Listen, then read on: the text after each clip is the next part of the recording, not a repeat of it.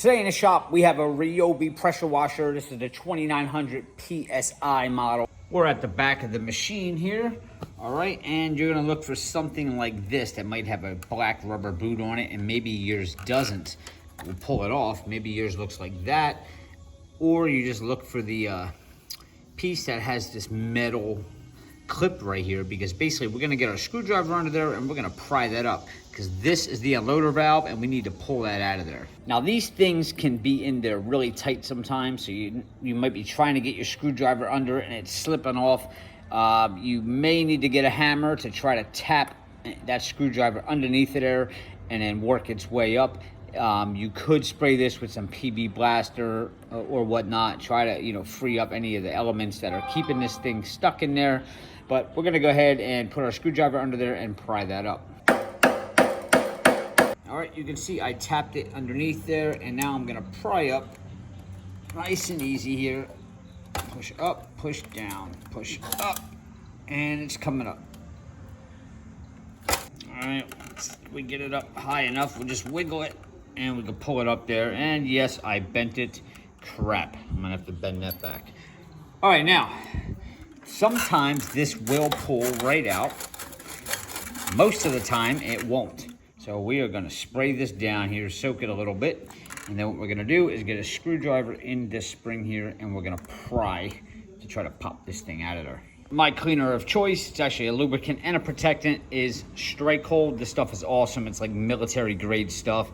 All right, so we're gonna let this soak for a minute. And it's been a couple minutes now, so we're gonna take our screwdriver, put it in the farthest spring back, and we're just gonna pry forward. Oh, there it comes, it's getting loose. And that's it. That's the unloader valve. That's how you remove it. Now, let's see if this is, oh no, it's not stuck. If this were bad, typically these are seized right here and you can't even push down on it. So what you would do is take some, either some of this Strike Hold, which I use, but you may not have that, so WD-40, PB Blaster, something. Just kind of lube this up.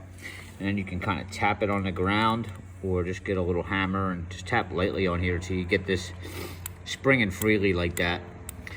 But most of the time, that's the problem with these.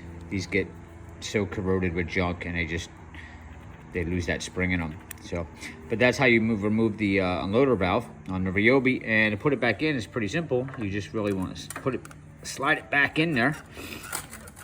You can take a hammer and very lightly, you want to watch you don't mess up these threads though, in case you ever need to take that bolt off. But just give it a little tiny tap in here, not too hard. Like I said, we don't want to mess them threads up. All right, and then you will take your pin, which I bent taking off. I got to go straighten this, but you're basically gonna line it back up with those holes, and then you'll take your hammer and you will tap that down in there, and that is how you put the loader valve back in.